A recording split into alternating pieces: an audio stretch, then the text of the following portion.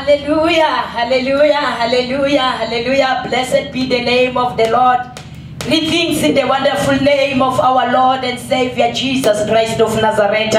Siyambonga kakhulu uNkulunkulu. Sibonga isikhathi asipha sona. Sibonga ithuba sinikeza lona. Oh, what a wonderful night that we have. uNkulunkulu anibusise lapha emakhaya siyanamukela. Sijabulile sithi muhle uJehova nakusihlwa ntambama. Sibonga isikhathi asihlanganisa ngaso. Sibonga ithuba sinikeza lona. Siyanamukela esikhathini esibaluleke kangaka. Sikuleli thuba elisemqoka nakangaka. Bazalwane uNkulunkulu anibusise. What a special night that we had. Siyamphakamisha kakhulu uNkulunkulu. This is the night of power and this is the night of worship.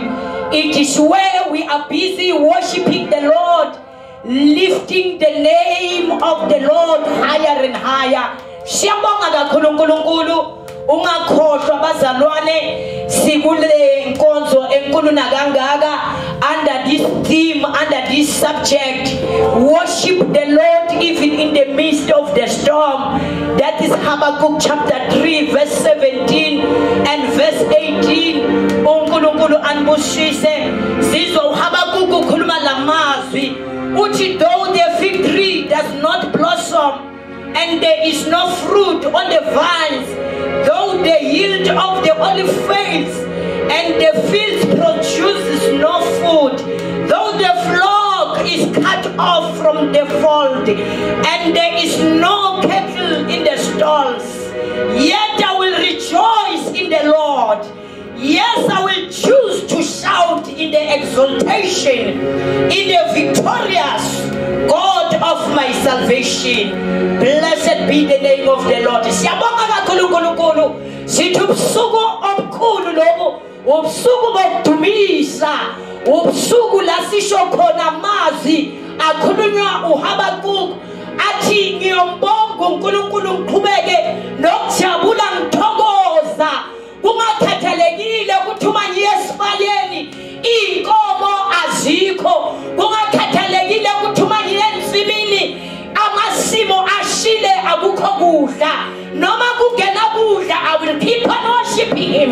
Ngiyophakamisa ngimdumise, for he is worthy to be worshipped and he is worthy to be praised. Ingakho sisho namhlanje ntambama sithi asibonge mdaka baba, ngicela ungabusaphazanyiswa lapha ekhaya.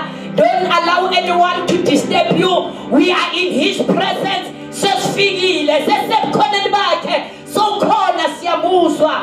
You're gonna be blessed this evening. I'm telling you, you're gonna be blessed this tonight. What a night of power, what a night of worship that we had. Today I am not alone. We've got the men of God. We've got different pastors. Almighty Jesus. uNkulunkulu azosikhonza ngabo namhlanje. Maye muhle uNkulunkulu. Egameni lika Kristu Jesu sesikwamukele. I'm your senior pastor, Sithi Mahlangu. What a wonderful night that we had. Siyabamukela. Allow me to welcome the pastors. Hallelujah. In our midst, we've got the different pastors from different places. May the good Lord bless you. uNkulunkulu anibusise. Khona abafundisi uNkulunkulu uzosikhuthaza ngabo baphethe izwi lenkosi. uNkulunkulu uzobasebenzisa bathulule inhliziyo kaNkulunkulu. Ngivumele ngimukele phakathi kwethu the man of God, the young lion, an evangelist, brother Mzwandile Shaizandle inkulu kitize lapha ekhaya. We welcome him in the wonderful name of our Lord and Savior. Ukhona uNkulunkulu uqobile ntambama, uNkulunkulu uzokhuluma egameni lika Kristu Jesu. Maye uNkulunkulu, maye uyaphila. And in our midst, allow me to introduce the man of God all the way from Northern Province, uNkulunkulu anibusise. In fact, from Northwest, Malbowi Kamalenkosi, Pastor Emisel Maloi, we welcome you. Thank you, Jesus. Thank you, Jesus. Let's give the Lord a big of God, all the way from Northwest. And in our midst, we've got the man of God, Pastor John Sitole, all the way from Bumalanga. We welcome you, man of God.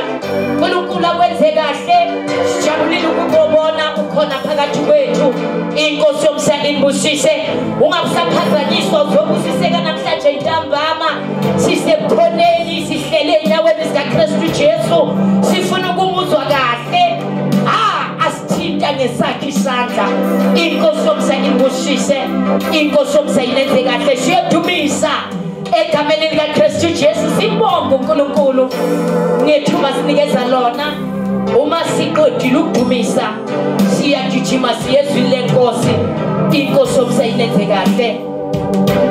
Blessed be the name of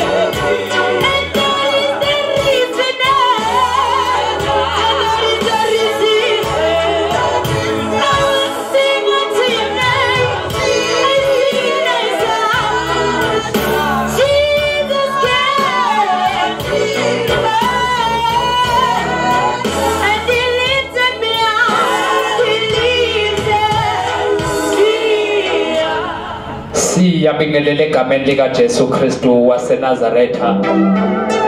Lo omengaphambili ubhuti uMzwandile osindisiwe omthanda kakhulu uNkulunkulu. Sithanda nje ukuthatha lethuba ebusuku kulesihlanu sisenkonzweni yomthandazo siyabingelela bonke abafundisi basekhaya ngezigaba zakhona.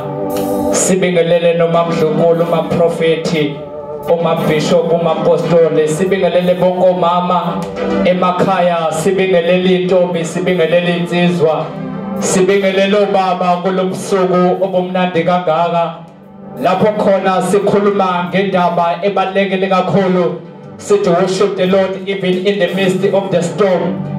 Ngokhulu ke nje bazalwane okuzethoba sizofundisana kancane sithandaze sibheke kakhulu izindaba zethu lapha ya. First sifunda kuJob chapter number 1 verse number 13. Ngiyathanda ukugcizelela ebusuku zihlobo zami evangelini ukuthi sizokhuluma kakhulu ngoJob chapter number 1 verse number 13. Sifunda Job chapter number 4 verse number 1 and 2. Sifunde uDaniel chapter number 3 verse number 16. Sizafunda ngesizulu Job chapter number 1 verse number 13. Kwathi ngolunye usuku lapho amadodana akhe namadodakazi akhe edla ephuza iwayini endlini yomfowabo oyizibulo, kwafika isithunywa kuJob esathi izinkabi bezilima izibhongolo ziklabile eceleni kwazo. Number 15, lapho amasheba etheleka azithatha izinceku azibulala ngosiko lenkemba, mina ngedwa kuphela ngisindile ukuze ngikubikele. Job chapter number 42 verse number 1. Ngiyakwazi ukuthi ungenza konke necebo lakho lingevinjwe. La esifunda khona bangcwele, la esifunda khona ama flowing fountain, sifunda indaba la sifunda ngoJobe. La uJobe sifunda khona kusho ukuthi njalo amadodakazi akhe namadodana abehlangana uma kunzeka iphathi noma kuba khona ibirthday yaleyo dodana, ngathi la madodakazi namadodana abehlanganyela kuyo leyo ndawo ayebungaza noma ayejabula kuleyo ndawo. But lithi iBhayibheli likaNkulunkulu kusesenjalo kufika nanka amasheba afika ahlakaza iphathi. Uma efika engathi awayihlakazanga kuphela kodwa sengathi kwaba khona namadodana afayo namadodakazi. Ngivumelene ebusuku bangcwele ngikhulume nomama ngikhulume nobaba kusesenjalo lithi izwi likaNkulunkulu izimbongolo noma izinkabi ezasilima ensimini, lithi izwi likaNkulunkulu kwehla umlilo ezulwini wafike wazidla.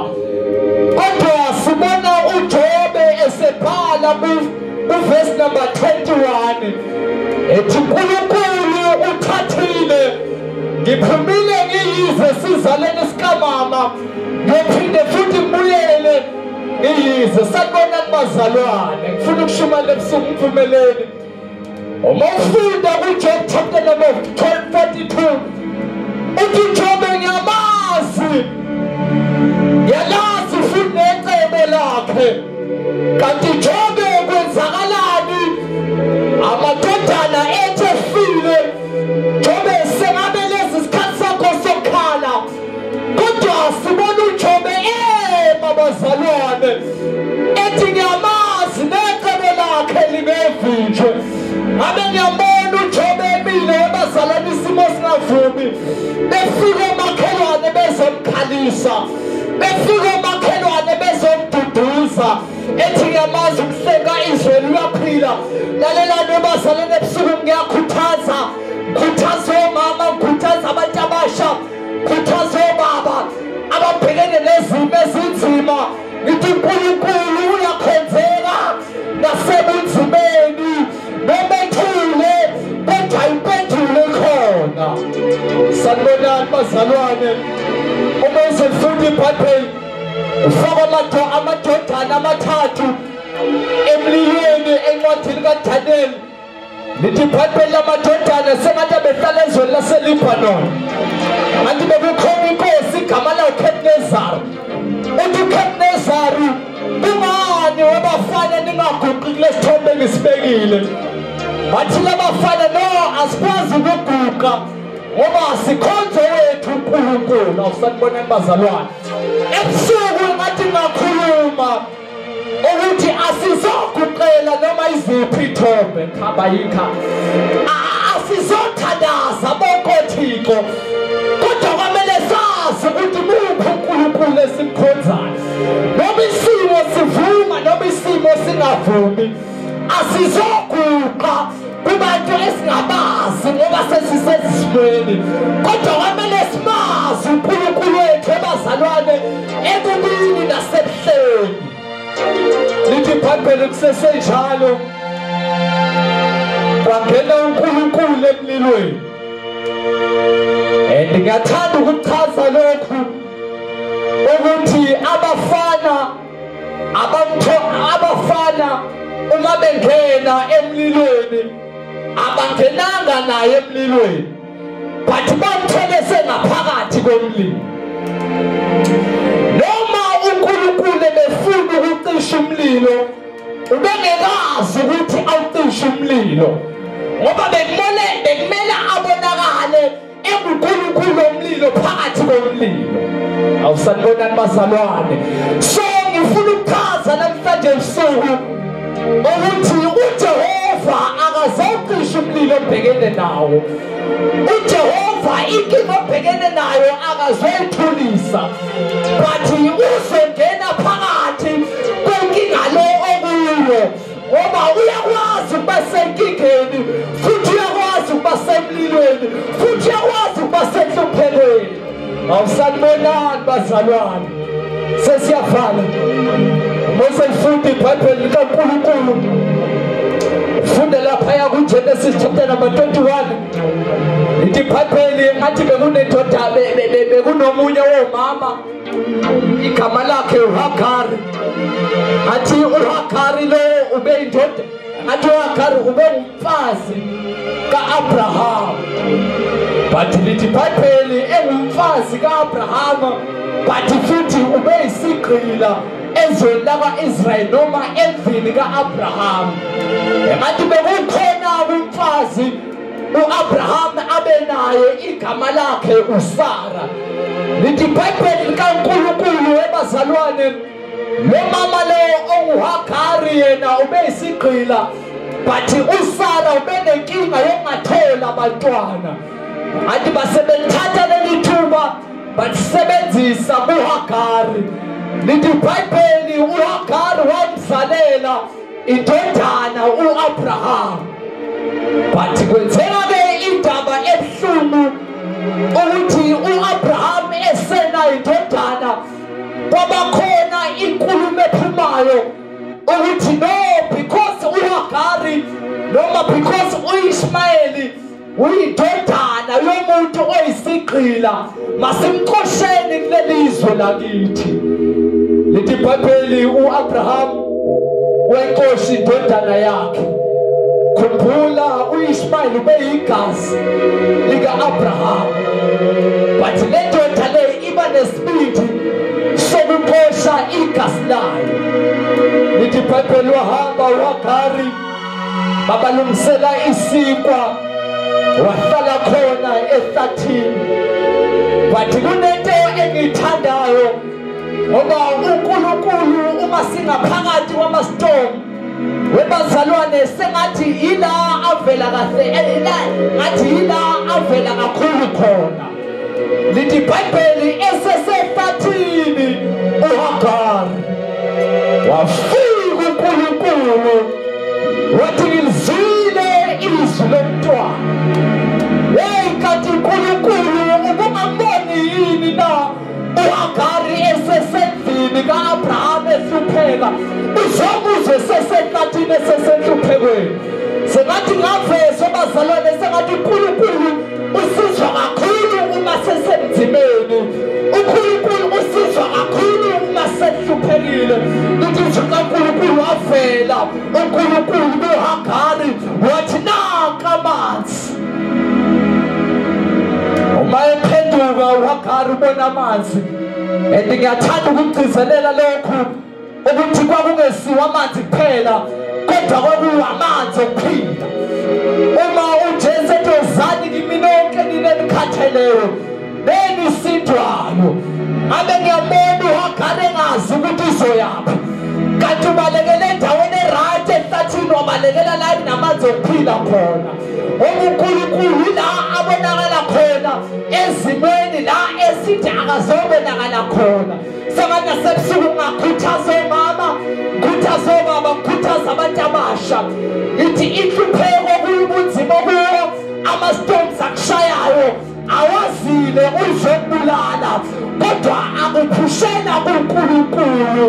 No matter what isimo kuso ukuthi sinzima kangakanani uJehova unawe kuleso simo. Siyabingelela entambama egameni lika Kristu Jesu waseNazaretha. Lonibingelelayo ome ngaphambi kwenu umfundisi uBaloyi sindisiwe ngiyayithanda inkosi. Hallelujah, hallelujah, hallelujah, hallelujah. Shout glory somebody in the name of Jesus Christ of Nazareth. Sithanda ukubonga kakhulu uNkulunkulu for this wonderful night uNkulunkulu asenzele yona egameni lika Kristu Jesu waseNazaretha. Ke ngingachithi isikhathi. This is the night of worship, this is the night of power. Worshiping the Lord in the midst of the storm. That's our theme tonight. Hallelujah. Siyamdumisa uNkulunkulu noma isimo singekho mnandi. Ngingakangeni endabeni yami kukhona izinto ezibili ezithathu engifuna ukuziveza namhlanje entambama, especially concerning worshiping the Lord. Sihamba silahlekelwe endleleni the purpose why we must worship the Lord, but don't want to dwell much on that, but I want to dwell on this point that there is a reason that will cause you to worship the Lord even in the midst of the storm. Hallelujah, hallelujah.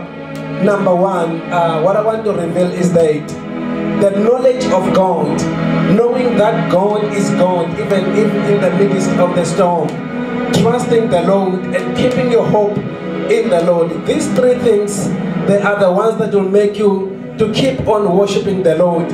Noma sewushayiwe, noma sekubuhlungu, noma isimo sesinzima kangakanani.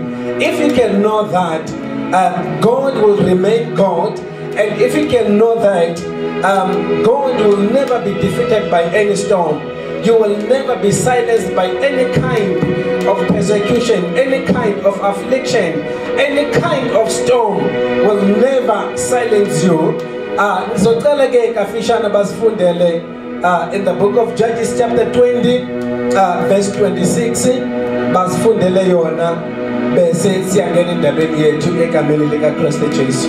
Judges chapter 20 verse 26. Yes. Then all the children of Israel and all the people went up, yes, and came unto the house of God, and wept and sat there before the Lord, and fasted that day until even, and offered burnt offerings and peace offerings before the Lord. Yes.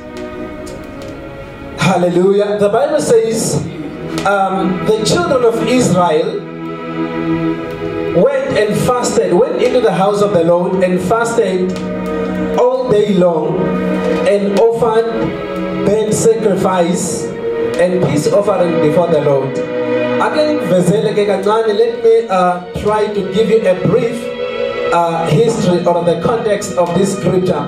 The Bible records in the book of Judges chapter 20 that there was a war between the tribes of Israel, between the children of Benjamin and the children and the tribe of Israel. Now twice the children of Israel, of the tribes, the 11 tribes of Israel, they tried to attack the tribe of Benjamin, and twice they were defeated. Hallelujah. Twice the 11 tribes of Benjamin were defeated by the tribe of Benjamin because they were fighting. Now in the last corner in verse 26, the Bible says, after they've been defeated twice, you know, in the motivator or the thing that which encourages me is that they still find the courage and the guards to give God offering. Even in the midst of their defeat, they were able to come back and give God an offering. Now this offering was an offering of honoring God. In other ways, they were worshiping God with their offering. After they had prayed and fasted, they came again to do the offering, which is a symbol of worshiping the Lord. So I want to say to you, what made the children of Israel to give God a worship through the offering was the knowledge that even if they are defeated, God was still God. They kept trust. Even if they are defeated, they kept trust in their God, and they kept hope in their God, that God, who is the God of justice, will at the end give us a victory in this situation. If you can read in the book of Acts chapter 5 verse 40, 41 and 42, the Bible records that the disciples, even if they were beaten, they kept on rejoicing in the Lord. So knowing that God is God, even if in the time of trouble, but if you have this knowledge of God, you will never stop worshiping God. Even if there is sickness at home, but when you know that He's God, you will never stop worshiping God. But when you know that He's God, you will keep on worshiping the Lord. When you know that God is the God of victories, you will keep on worshiping the Lord. Why? Because you know, I know that my Redeemer liveth, and at the end He will stand upon the earth in the place of the living. So Job knew that God will remain God. No matter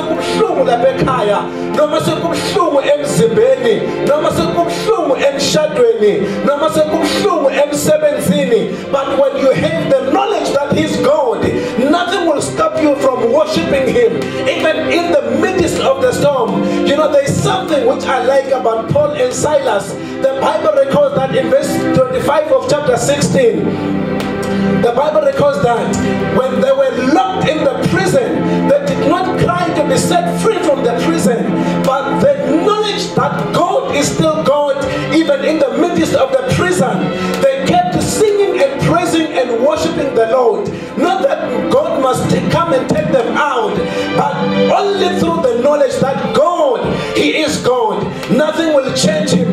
Nothing will never shift Him.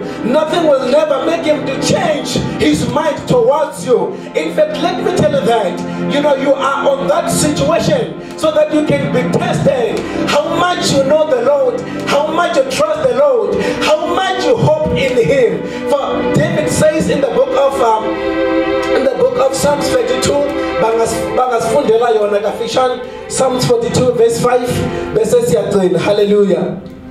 Psalms 42 verse 5. Yes. Why art thou cast down, O my soul? Why art thou cast down, O my soul? Yes. And why art thou disquieted in me? Why are you disquieted within me? Hope thou in God. Hope thou in God. For I shall yet praise Him for the help of His countenance. For I shall yet praise Him for the help of His countenance. This scripture, I can feel the tone of somebody who is discouraged. Now remember, this is David the king, the writer of the Psalms. But from this scripture we can find the tone of somebody who has been crushed, of somebody who is broken down, of somebody his spirit has been crushed by discouragement. I don't know what David was going through, but I can feel from his voice that he has been going through the midst of the storms, that something bad was happening in his life, to such an extent that his spirit was crushed, he was discouraged, there was no more strength left in him. But David encourages himself that my soul, do not be cast down, hope in the Lord, for I shall yet praise Him, for He is the hope of my countenance, for He is the healer and the strength of my life. He is the rock of my salvation. He is my refuge and my fortress. I will keep on trusting in the Lord. No matter but I will lift up my eyes unto the Lord, for I know that my help comes comes from the Lord, looking unto Jesus, the author and the finisher of our faith. This is what keeps us going. We know that Jesus is the author and the finisher of our faith. Though we may go through the shadow of the valley of death, we shall not fear and we shall not backslide, but we know that our Redeemer liveth. We know that our Redeemer will never leave us nor forsake us. By this knowledge we keep on serving Him. By this knowledge we keep on worshiping Him. By this knowledge we keep on praising His holy name. By this knowledge we keep on exalting His holy name. For He is God Almighty. Nothing will change Him.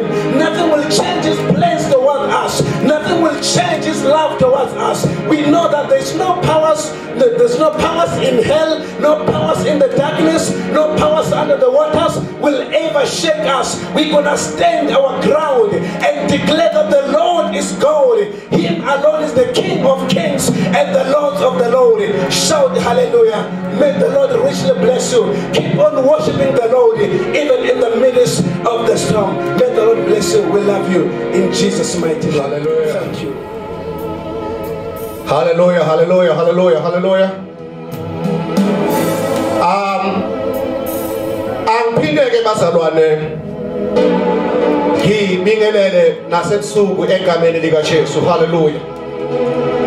Ngokhulu ukusithoba ngicala ngibingelela uBishop umama nobaba Mahlangu kanye nabo bonke abafundisi esisebenza nabo yonke i-fivefold ministry esinabo emsebenzini kaThixo egameni lika Jesu. Ngibuye ngibingelele lonke ibandla ebusuku kuba bonke abathi bafuna kuzwa uJehova namhlanje ekhuluma, abathi bafuna kuzwa uNkulunkulu alekelela impilo yami. Ngiyababingelela bonke egameni lika Jesu. Hallelujah. Osisi nomama, abobaba nensizwa bonke ngiyababingelela egameni lika Jesu. Onibingelelayo bazalwane ngumfundisi uSithole ke lona. Hallelujah.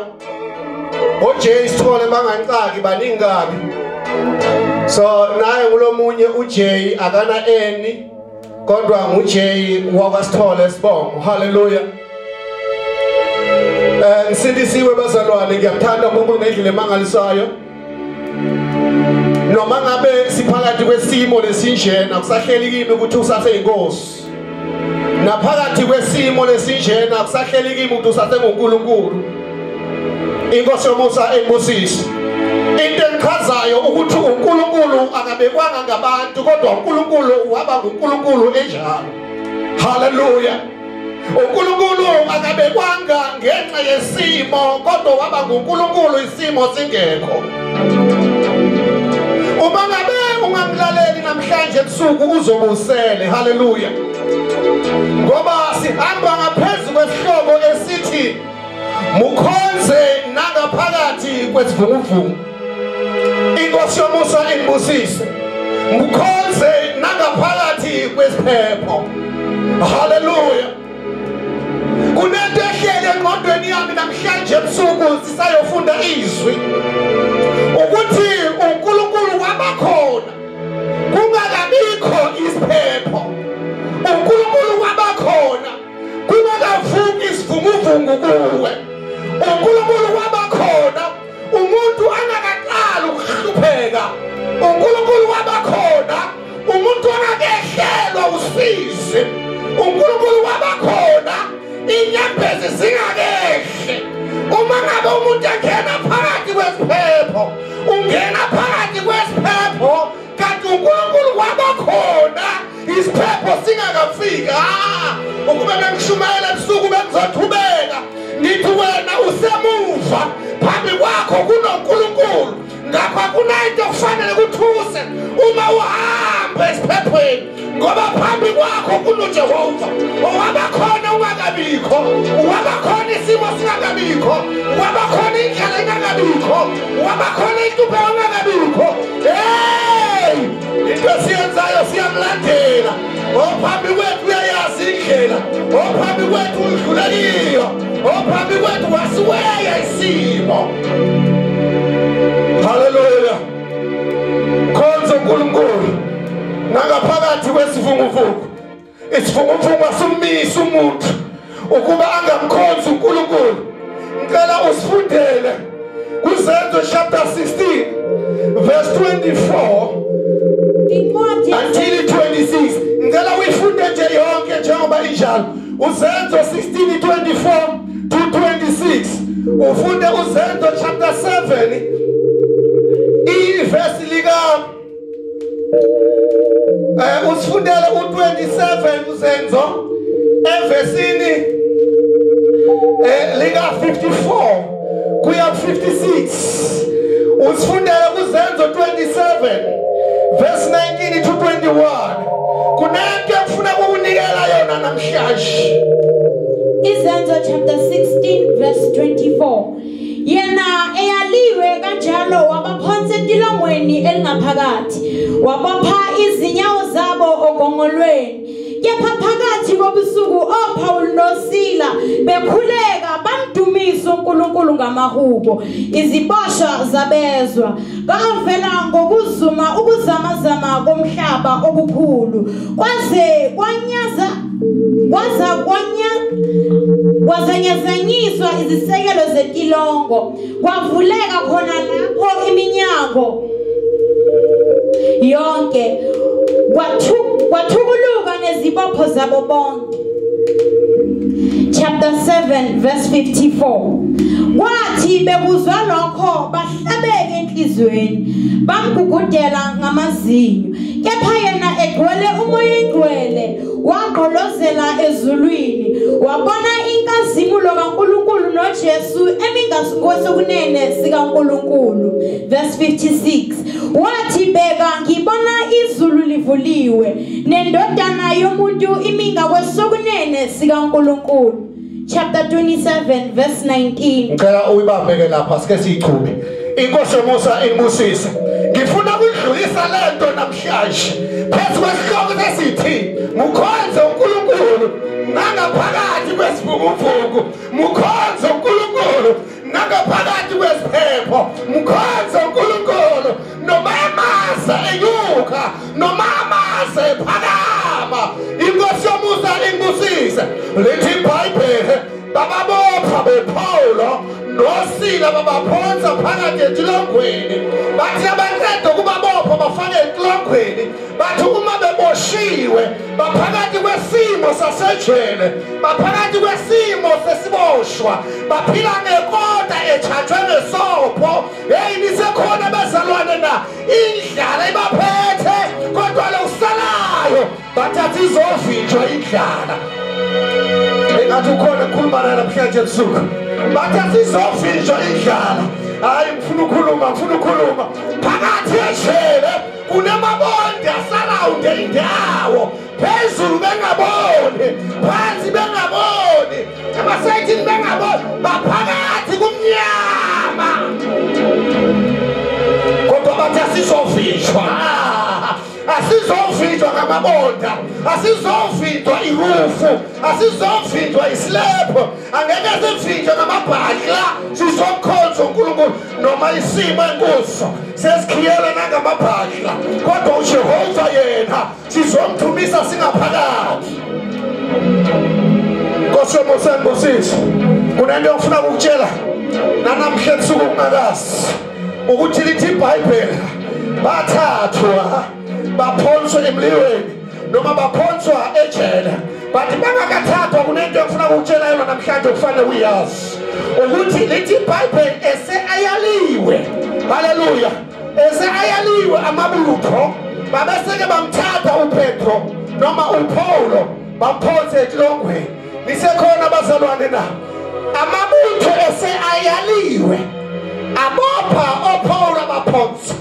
Hey sanibona nisekhona na kunento engayifunda evikini ngisahleli ukuthi inyo yodwa into ngikhuluma nomunye mzalwane eyenziwa inyanga na uyakiyo na ufika enyangeni noma ungafika uphile esaka ufika kuya uthi inyanga ngiqala kwazi ngiqedwa yini ngihlushwa yini inyanga izokutshela ukuthi bawuthakathile nisekhona bazalwane na noma ngabe ubanjwe icorona usuka uye enyangeni inyanga into engayifunda ngayo ayizobona icorona kodwa izobona ubuthakathi haleluya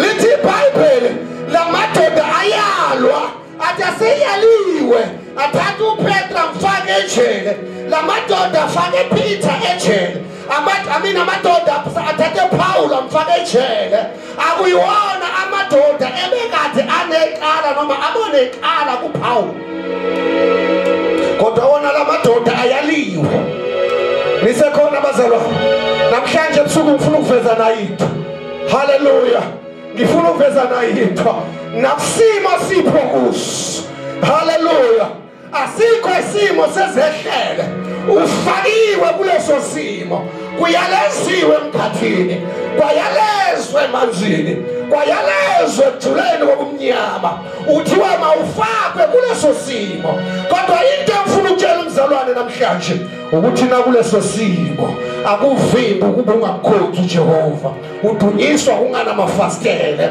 kudunyiswa kungangeni moya kudunyiswa kunganakudla kudunyiswa bebethi kuba nje idlala kudunyiswa ngisho namanje nangesikhathi secorona abantu bephila ngekota sebaphila ngesupho nalesi sikhathi esinjena kudunyiswa uJehova kumnyama amadoda nakaqeda kungena ngaphakathi abeseka athi uyingcwele unguThixo haleluya sengathi ngiyezwa abantu bayabuza bathi niyahlanya yini ningasho kanjani uJehova uyingcwele uma seniboshwe phakathi kwendawo emnyama bathi lo umnyama lobo esekhuluma ifihlakalo lana hayi haleluya lo umnyama lobo hey kuseqaleni la nawungaya kuGenesis lithi iBhayibheli it was formless nakumnyama it is formless it's when the thing is gonna begin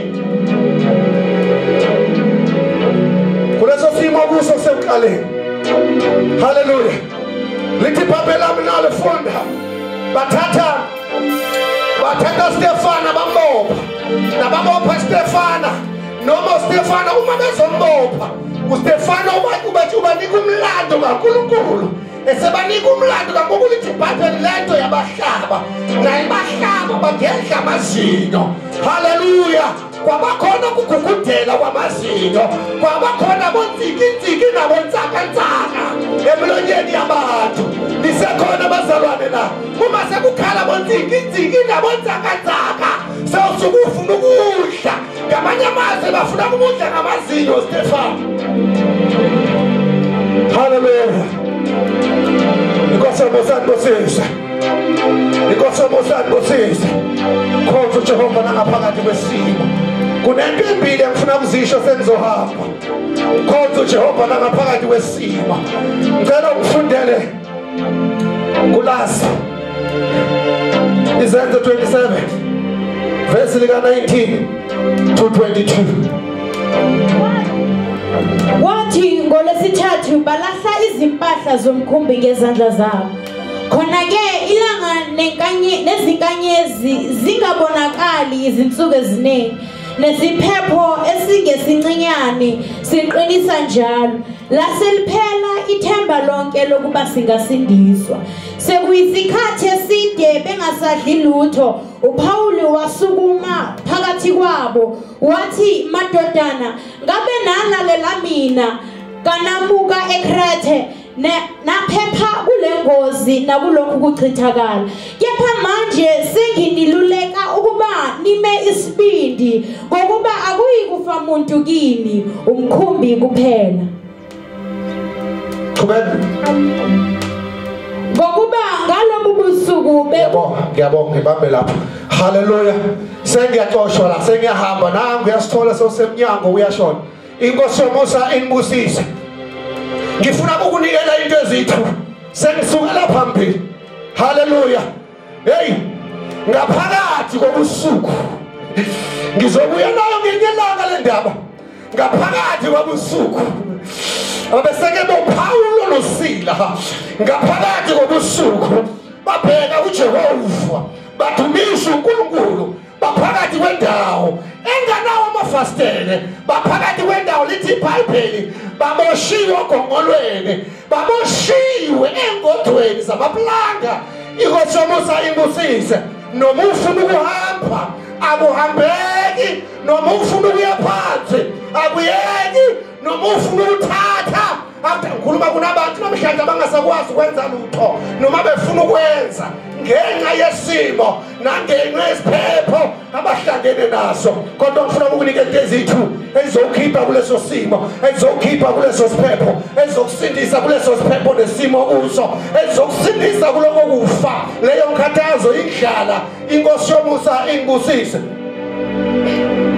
lithi iBhayibheli Paulo noSila babheka phezulu number 1 bathumisa haleluya babheka phezulu number 1 uma babheka phezulu ngamehlo enyama babona islab phezulu kodwa ngamehlo kamoya babona amazulu ngizwa lithi iBhayibheli ngesikhathi baguguthela amazinyo kuStefano wabheka phezulu wathi nakabheka phezulu kunento efuna ukukunika yona nababheka phezulu abanye babona igazi abanye babona inkemba bamkhalela uMaye uStefane ngoba seyizofa indoda ekulunga kanti uStefane akabona isimo phakathi kwaso ubona amazulu ayakuwo haleluya intepetayo nento ngakukhulula kuleso simo lithi iBhayibheli emuva besehamba ensuku eziningi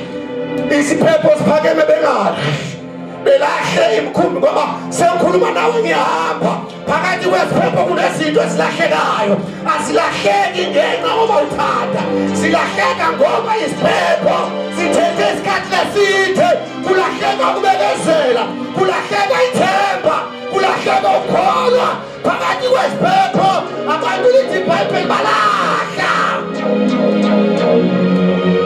phakathi kwesiphepho balahla siyalahlwa izinto phakathi kwesiphepho ngoba isiphepho singangomuntu abantu balahla ukholo phakathi kwesiphepho umuntu uyawulahla uthando phakathi kwesiphepho umuntu uyayilahla impilo phakathi kwesiphepho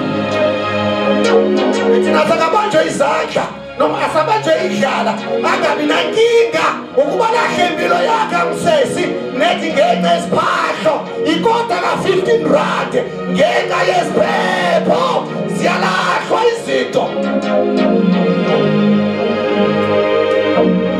khuluma nawo abantu abaningi balahlekelwa ukholwa ngalesi sikhathi secorona haleluya ngesikhathi secorona balahlekelwa ukholwa khuluma nabafundisi nabobhishophi la nakuqalwa nakuzovulwa masihambe siqale nevangeli ngoba sesiyoqala phansi ukukholwa kulahlwe isiphepho ukukholwa kulahlwe isivuguvugu kodwa kunento empili sengiyahamba haleluya uthi Paulo nakakhuluma uthi noma ngabe sengilahle konke yinye into engizoyenza ngiyancenga sengiyahamba ngiyancenga namhlanje ebusuku hey namhlanje ebusuku ngiyancenga hey noma ngabe sengilahle izinto nalahlekelwe impahla lithi iBhayibheli kwalahlwa nempahla sekhunjini noma sekulahlwe impahla kodwa nina lisekhona uPawula uthi akuyikulahleka muntu impahla yodwa elahlekile ukuze umuntu angalahleki ngiyancenga haleluya ngiyancenga namhlanje ebusuku sengiyahamba uthi uStefano wabheka phezulu into ezokusindisa kuleso siphepho ungabheki isiphepho phansi bheka indawo yakiyo sanibonani into esindisa Paulo emkhunjini wabona indawo aya kuyo sekhupha wangabona isiphepho emkhunjini kodwa wafika indawo yakiyo angakafiki kuyo semkhunjini ngesikhathi abantu bathi maye ngiyafa uPaulo uphela inhliziyo sifika nini abamuzwayo bayabuza usho njani Paulo ngoba siyafa siyofika sithini ngoba siyafa uthi Paulo nina ngibona ukufa mina ngibona la ngiyakhona uthi Stefano nina ngibona igazi nibona ufayo la mina ngibona amazulu avulekile bathi boPaulo iboshwa zibona ijele kade zikhona oPaulo nabafika babona amazulu inkosi yomusa imbusise khuluma nawe sengiyahamba ngithi ungabheki isimo lithi iBhayibheli mzukwana befa abantwana bakwaIsrayeli ehlane kwathathwa inyoka zibadla enyaweni uNkulunkulu wayithatha wayibheka phezulu kunento engifuna ukutshela yona sengihamba kuleso simo ungabheki phakathi kwalesimo kodwa bheka lapho uya khona uma mzukwana usindiswa wawusindiselwa kuye ezulwini bheka ezulwini la uya khona inkosi yomusa inibusise ungabheki isimo ungabheki indlala ungabheki isiphepho ungabheki inhlupheko ungabheki weswela ungabheki ungabi nomsebenzi ungabheki usizi nenyembezi oyikhala ebusuku nemini kodwa inyanta ngifuna ukushiya nayo hey khona indawo bheka la uya khona in Jesus mighty name uNkulunkulu anibusise. Hallelujah, hallelujah. Siyambonga kakhulu uNkulunkulu. Siyamphakamisha uNkulunkulu nasebusuku. Sibonga imilayezo evela kubafundisi ngokwahlukahlukana. Bazalwane ngivumele ntambama. Ngithi you don't have any reason why you don't want to worship our God. Awuna sisiza ntambama.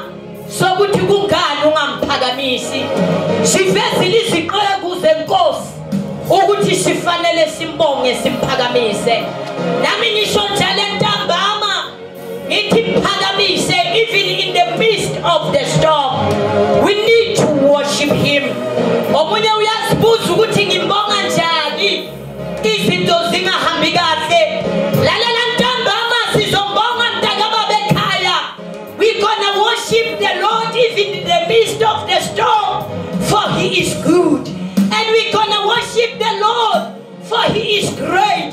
We're gonna worship the Lord, for he is everywhere. We're gonna worship the Lord, for he is powerful. And he deserves all the praises. He deserves all the worship. uNkulunkulu anibusise. Bazalwane ngithinta izile lenkosi uma Jehoshaphat abhekene nempi. Lishizwe lenkosi bayigcwele. Azikho izinto eziningi ezasiza uJehoshaphat according to 2 Chronicles chapter 20 uma ufunda verse 17, 20, 21 lishizwe lenkosi okwasiza bazalwane uJehoshaphat uma abhekene nempi. I think he was in the midst of the storm.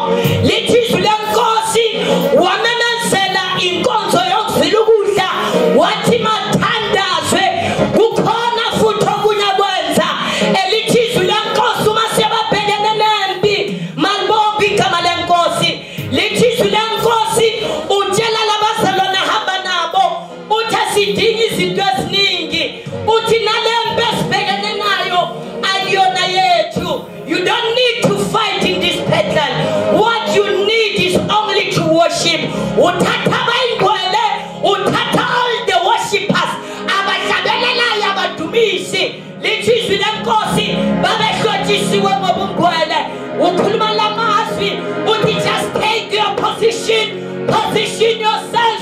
Impi nasibhekene nathi siyayibona kodwa sinazinto ezifanele sizenze eziningi okwethu ukuthi bese siyadumisa lithizwe lenkosi. He appointed those who sang to the Lord, who would praise him in their holy attire. Abekade bahamba phambili kuthiwa bebahlotshisiwe ngobungcwele. Namhlanje ntambama ngivumele ngisho lamazwi ngithi if you feel like standing with your feet lapha ekhaya yima ngezinyawo zakho uphakamise izandla zakho. We gonna begin to worship him. Siyokala simbonge, siyokala simdumise. Ngicela ukuveza lokhu masinyana why we should worship him. We will worship him because he's Jehovah, mighty Jesus. He's Jehovah, he's the self-existent one. Umowakala Jehovah, umumfeli ngakhe wawekhona umhlaba ungakasekelwa. Wayekhona emaphakadeni. Umumfeli ngakhe Jehovah, Alpha, Omega. We need to worship him even in the midst of the storm. We need to worship him. Why? Because he is Jehovah Jireh. He is the Lord our provider. Abazalwane noma ngabula ubabhile noma ngabe mhlawumbe uhluphekile qala umbonge. He will provide. He will give you the desires of your heart. He will give you what you need. In the name of Jesus, begin to worship him. He is Jehovah Rapha. Kungenzeka omunye mhlawumbe uyagula qala umbonge umdumise even in the midst of the storm. Mphakamise. He's the Lord that heals. Uzophilisa laphi ilonda zakho. He's Jehovah Rapha. Akahluleki lapha ekhaya. Mbonge ubuhlungu, mbonge ungalalanga ebusuku. He's Jehovah Rapha. He will never leave you nor forsake you. He's Jehovah Nishi. He's the Lord our banner. We need to worship him even in the midst of the storm. Jehovah, the one who is great in battle. He is great in battle. Keep on worship him even in the midst of the storm. He is Jehovah, the Lord our banner. He will fight all your battles. He's Jehovah Shalom. He's the Lord our peace. Bazalwane, Jehovah zolethuthula mhlambe ekhaya kusimnandi mhlambe kunomshindo uzolethuthula. Why? Because he's the Lord our peace. Jehovah ofanele udunyiswa awunaso isizathu sokuthi kungani ungamphakamisi. Uma udinga ukuthula uzolethuthula. He's Jehovah Tsikeno. He's the Lord our righteousness. He's Jehovah Shammah. He's the Lord who is present. Jehovah khona kuleso simo uyasazi, kuleyo nkinga uyayibona uyayazi. He is present. Ukhona isona namhlanje ntambama qhubeka umdumisa lapha ekhaya. He's the Lord who is present. He's Jehovah Shammah. He's always there for you in every circumstances, in any situation, in any problems. He is there for you. Uyazozazula zonke inkinga. Uyazodlalisa kahle leso simo, mighty Jesus. He's Jehovah Raha. He's the Lord our shepherd. Umaluso muhle athi uDavida ngikuswela noma ngabe sigodini sethunzi lokufa angizosaba ngoba he's Jehovah Raha. Jehovah hamba nawe. Jehovah Sabaothi indoda yempi, the Lord of hosts. Ukwazi ukubhekana nazo zonke izimo onazo, iziphi zonke obhekana nazo ungesabi, zizolwa uye. Awudingi ukuthi bazalwane ungabi nesizathu sokumphakamisa. Mphakamise. Uma usamphakamisa yena ulwa izimpi zakho. I'm talking about Jehovah Sabaoth. I'm talking about Jehovah my Kadash, the Lord my sanctifier. He will give you the desires of your heart. He will give you what you need. He's the Lord our sanctifier. Uzonikeza odinga yokufisa kongenakho. Wena kufanele ukwenze mphakamise. Worship him, give him praise, adore him, acknowledge him, keep on exalting him. He's worthy. He's Jehovah. He's Jehovah Elohim. He's the strong one. He's Jehovah Adonai. He's our master. He's Jehovah Elion. He's the most high God. He's Jehovah El Shaddai. He's the giver of strength. He's Jehovah El Gabbar. He's the powerful God. He's Jehovah El Olam. He's the eternal one. He is there forever today, yesterday and forevermore. He's worthy to be worshipped. Mphakamisa mbonge. Mphakamisa lapha ekhaya. He's the omnipresent. He's the God who knows everything. Romans 16 verse 26. Mighty Jesus. He's the only wise God. Be glory forever. Thou Jesus Christ. Amen. Jehovah ohlakaniphile. Jehovah wazi konke isimo odlula kuso. Uyasazi usibhekile uyasibona. He knows everything. He's the omnipresent. He's the God who is the God of everything. The God who is everywhere. Ukhona zonke indawo ezinkingeni zonke ukhona. Emlilweni ukhona. Uma udabula emanzini udabula nawe. Uma ikhukhula sifuna ukukhukhula ungena nawe emililweni ungena nawe empini ungena nawe. He's the omnipresent, the God who is everywhere. Almighty Jesus, worship him. He's worthy. He's worthy to be praised. No one like him. No one we can compare with him. He's uncomparable God. Jehovah Shammah. He's the omnipotent, the Lord who is great, and the God who is powerful. He's so powerful, anything that is hard to him, nothing. To make you all things are possible with our God.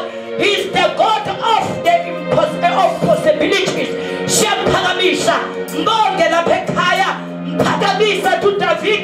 Oh, come, let us sing a joyful noise to the Lord. Let us shout joyful to the rock of our salvation. Let us come before his presence with a song of thanksgiving.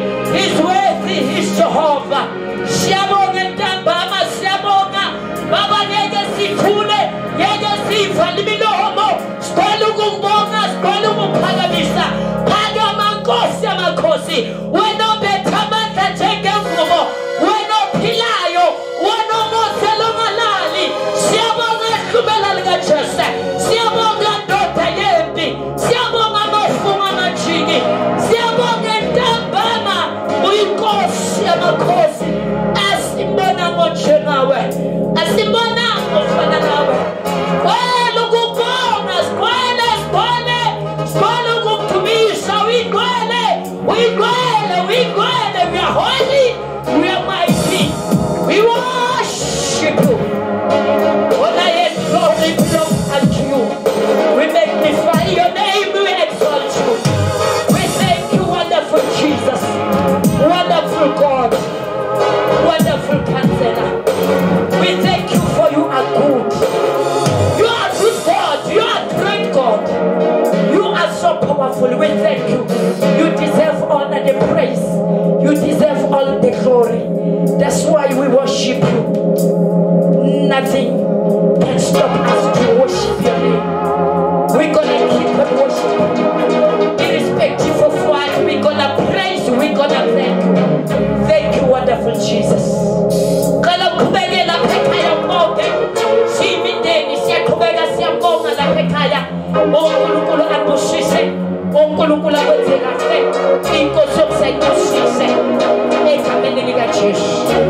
Thank you, Jesus. Amen. Hallelujah. Ke dumedisa batho kaofela ka leina le matla la Morena Jesu Kriste wa Nazareta.